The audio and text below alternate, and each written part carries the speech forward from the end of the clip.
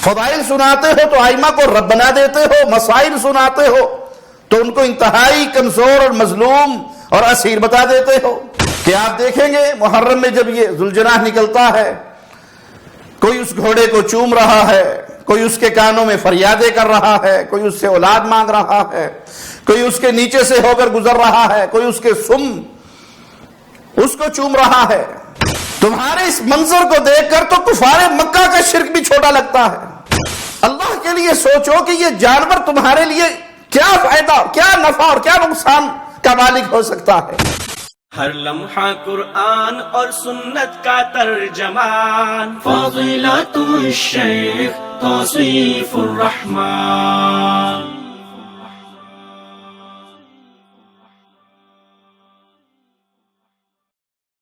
ان الحمد للہ نحمده ونستعینه ونستغفره ونعوذ باللہ من شرور انفسنا ومن سیئات اعمالنا، من يهده الله فلا مضل له ومن يضلل فلا هادي له، اشهد ان لا اله الا الله وحده لا شريك له واشهد ان محمدا عبده ورسوله، اما بعد۔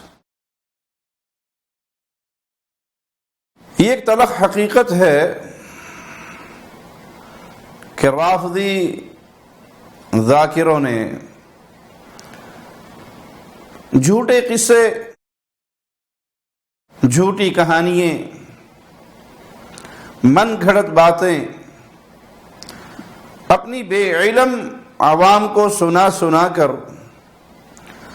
اپنے پیٹ کے دھندے کو خوب چلایا ہوا ہے۔ وہ عوام کے سامنے کربلا کے حوالے سے، یزید کے حوالے سے خاص طور پہ وہ باتیں سنائیں گے کہ وہ اگر اپنے ہی مذہب کی کتابوں کی طرف لوٹیں تو وہاں اس کا وجود نہیں ملتا۔ اور یہاں ہم اس بات کا اعادہ کر دیں کہ ہماری اس گفتگو کا مقصد یزید کا دفاع نہیں ہے۔ یزید کا معاملہ وہ جانے، اس کا اللہ جانے۔ اہل سنت کا معروف نظریہ ہے، نہ ہم اس سے محبت کرتے ہیں اور نہ اس پہ لعن طعن کرتے ہیں۔ لیکن یہاں بات صرف یہ بتانا مقصود ہے کہ یہ گروہ اپنے پیٹ کے دھندے کو چلانے کے لیے جو ان کے جی میں آئے وہ جھوٹ بول دیتے ہیں۔ یزید کے حوالے سے انہی کے ایک بہت بڑے عالم کا یہ کلپ دیکھیے جو اپنی کتابیں کھول کھول کر بتا رہا ہے کہ یزید نے زین العابدین سے کہا کہ ابن مرجانہ پہ اللہ لعنت کرے، اگر میں وہاں پر ہوتا اور حسین کو بچانے کے لیے مجھے اپنے بیٹے قربان کروانے پڑتے میں کروا دیتا، جو کچھ کر سکتا میں کرتا، اور معاملہ یہاں تک نہ پہنچتا۔ پھر بڑے اکرام کے ساتھ، عزت کے ساتھ، خاص پہرے کے ساتھ ان کو مدینہ منورہ پہنچایا گیا، سیدنا حسین کے خانوادے کو۔ یہ شیعہ کتابوں کے اندر یہ بات شیعہ عالم جو ان کا مرجع ہے وہ بیان کر رہا ہے۔ علي بن الحسين اختار الرجوع إلى المدينة، وعند مغادرتهم دمشق كرر يزيد وعند مغادرتهم دمشق كرر يزيد الاعتذار من علي بن الحسين، وقال لعن الله ابن مرجانة، أما والله لو أني صاحب ما سألني خصلة أبدا إلا أعطيته ودفعت الحتف عنه بكل ما استطعت ولو بهلاك بعض ولدي. أنا لو أعلم بأنه هذا يريد أن يفعل بالحسين هكذا أنا كنت أدفع أولادي حتى يدافعوا عن الحسين، ولكن الله قضى ما رأيت، كاتبني كل حاجة تكون لك. وأمر يزيد بأن يرافق ذرية الحسين وفد من موالي بني سفيان وكان عددهم، وأمر المصاحبين لهم أن ينزلوا بهم حيث شاءوا ومتى شاءوا، وبعث معهم أيضا فلان. وخرج آل الحسين من دمشق محفوفين بأسباب الاحترام والتقدير حتى وصلوا إلى المدينة. وقال ابن كثير في يزيد: وأكرم آل بيت الحسين ورد عليهم جميع ما فقد لهم وأضعافه، وردهم إلى المدينة في محامل وأبه عظيمة، وقد نام تناحى أهله في منزله على الحسين، من المسؤول عن قتل الحسين ويثبت أنه لا علاقة له بقتل الحسين. وكونوا على ثقة، هذه تطرح الآن في بعض المواقع الشيعية، روحوا اقرأوا مولانا، أنه أساسا ما الدليل على أن يزيد كان مسؤولا ماذا؟ عن قتل الحسين. بل بعض هؤلاء الكتاب جاءوا إليه قالوا أنت منفتح مولانا، نريد أن نطرح عندك مولانا، نحن من المعتقدين أن يزيد لم يكن مسؤولا عن قتل الحسين من الكتاب الشيعة. فأنت سيدنا إذا غير مكان مولانا يتهمون بالنصب وكذا وكذا، فأنت نريد نجلس معك نشوف يعني أكو دليل على أن يزيد كان مسؤولا. أعزائي هذه أبحاث الآن أنت تستطيع من خلال الفتوى تقف أمامها، ولكن غدا لا تستطيع أن تقف، خصوصا شبابنا بدأوا ينفتحون على كل المواقع. على الأحوال أعزائي، اور ان کے ذاکروں کو سنیں تو وہ ساری ساری رات رلاتے ہیں جھوٹے قصوں پر، جھوٹی کہانیوں پر، من گھڑت باتوں پر، اور ایک ذاکر نے اس پر اپنے ذاکروں کی اس حرکت پر ایک بڑا پیارا تبصرہ کیا. سنیے اس کلپ کو. میں آپ سے پوچھتا ہوں، رب بھی قتل ہوتا ہے؟ جی، رب کو قتل کیا جا سکتا ہے؟ اچھا، اگر رب کو قتل نہیں کیا جا سکتا تو کیا رب کو شہید کیا جا سکتا ہے؟ جی نہیں. تو جو شہید ہو جائے کیا وہ رب ہو سکتا ہے؟ اور آپ کی مجلس میں کیا ہوتا ہے؟ فضائل میں رب، مصائب میں شہید. پتہ نہیں بات سمجھ آئی ہے یا نہیں آئی؟ آپ کی شیعہ مجالس میں آج یہ منظر بن گیا ہے کہ پڑھنے والا آتا ہے وہ مولا علی کو فضائل میں رب بنا کر پیش کرتا ہے، مصائب میں شہید بنا کر پیش کرتا ہے. فضائل میں 14 معصوم ہستیوں کو رب بنا کر پیش کرتے ہیں، اور مصائب میں ان 14 کے شہادت اور مصیبت زدہ ہونے کا سارا واقعہ پڑھتے ہیں. اور ماشاءاللہ ہماری قوم عقل کی بلند پروازیوں پر اس طرح فائز ہو چکی ہوئی ہے اور اتنی متفکر اور اعلیٰ مقام پر فائز ہے کہ ادھر سے فضائل میں جس کو رب مان رہی ہے، مصائب میں اسے شہید مان رہی ہے. کبھی رب بھی شہید ہوا، کبھی رب بھی مظلوم ہوا، کبھی رب پر بھی ظلم کیا گیا. فضائل سناتے ہو تو آئمہ کو رب بنا دیتے ہو، مسائل سناتے ہو تو ان کو انتہائی کمزور اور مظلوم اور اسیر بتا دیتے ہو. یہ ماجرا ہے ان کا، کیونکہ اس سارے دھندے کا تعلق پیٹ سے لگا ہوا ہے، اور پیٹ کی پوجا کے لیے جتنا زیادہ رولائیں گے، جتنے زیادہ مصائب سنائیں گے، اور فضائل میں جتنا ان کو رب بنا کر دکھائیں گے، جاہل عوام خوش ہو کر اتنا ہی انعام اور اکرام سے نوازے گی.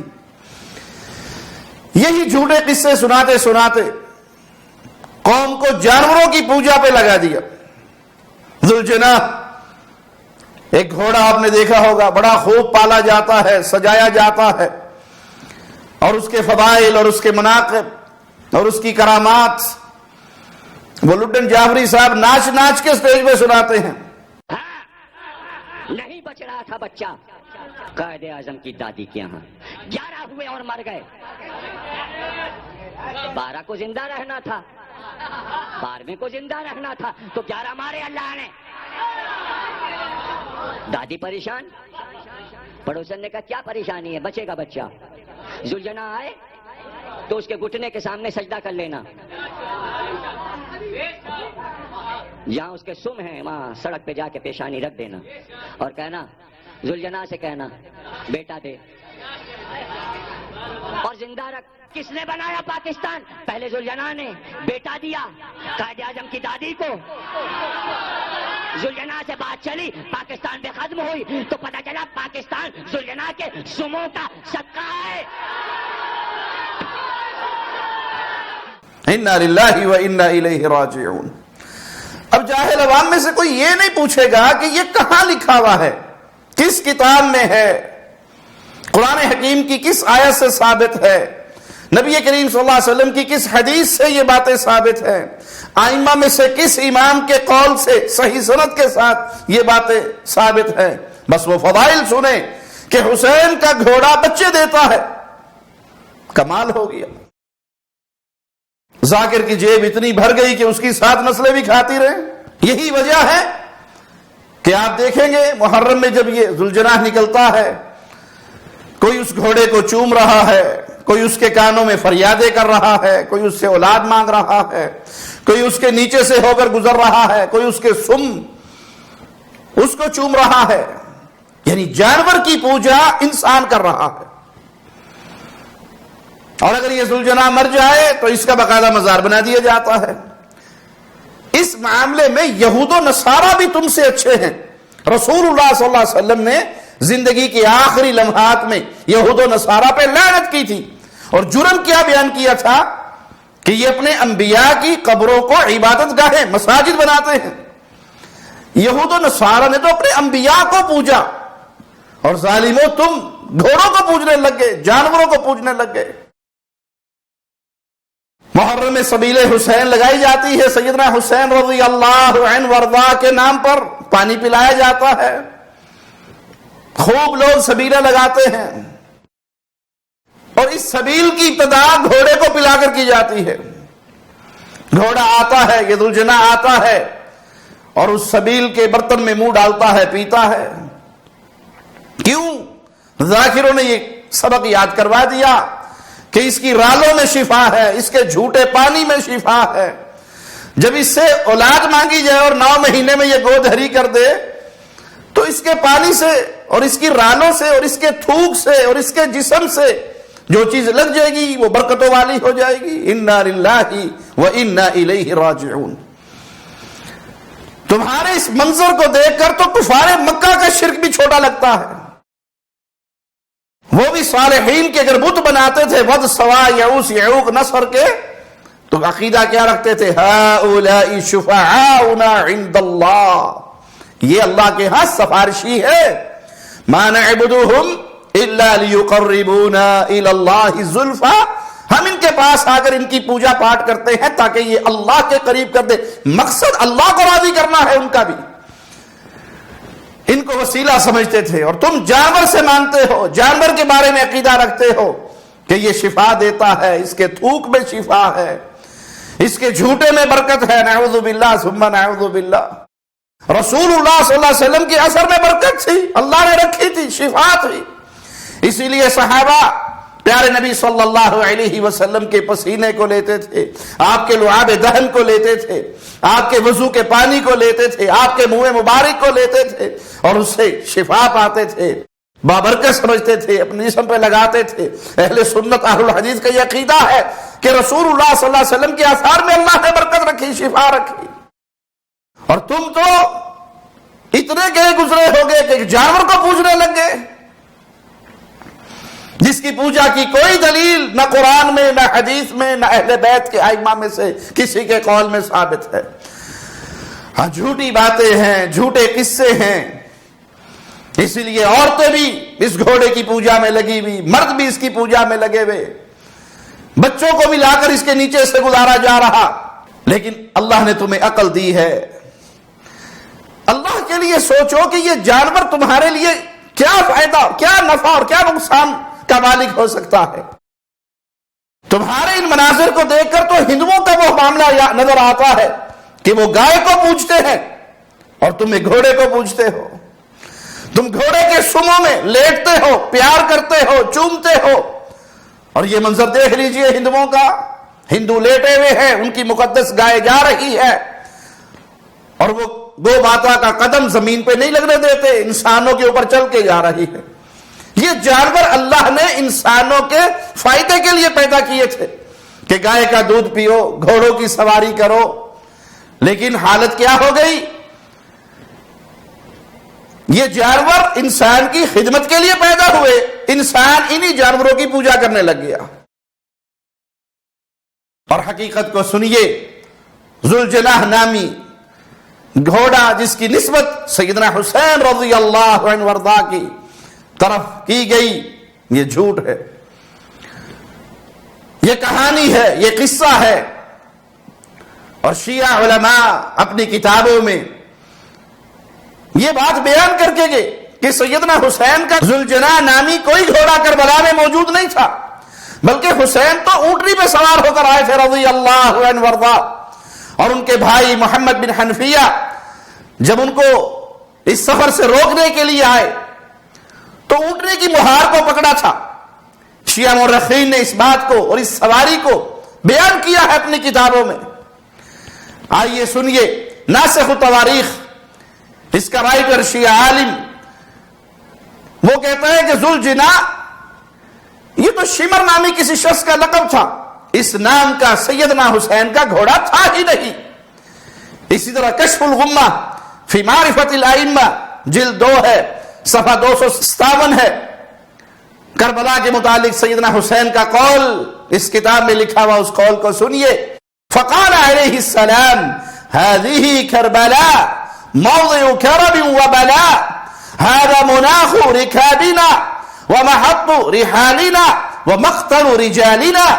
سیدنا حسین رضی اللہ عنہ وارضاہ نے فرمایا یہ کربلا مصائب کی جگہ ہے، یہ ہماری اونٹنیوں کے بیٹھنے کی جگہ ہے، اور یہ ہمارے مردوں کی شہادت گاہ ہے. تو اگر آپ گھوڑے پر ہوتے تو گھوڑے کا ذکر کرتے، آپ اونٹنی پر تھے تو آپ نے اونٹنیوں کا ذکر کیا. اسی طرح شیعہ کی ایک اور معتبر کتاب جلاء العیون، جس کا اردو ترجمہ بھی مارکیٹ میں موجود ہے، اس کی دوسری جلد میں لکھا ہے کہ جب سیدنا حسین رضی اللہ عنہ وارضاہ عازم سفر ہوئے تو ان کے بھائی محمد بن حنفیہ ان کے پاس آئے اور کہنے لگے اے میرے بھائی، جو اہل کوفہ نے مکر و فریب اور غدر آپ کے والد محترم اور آپ کے بڑے بھائی کے ساتھ کیا آپ جانتے ہیں، میں ڈرتا ہوں کہیں آپ سے بھی وہ ویسا ہی سلوک نہ کرے.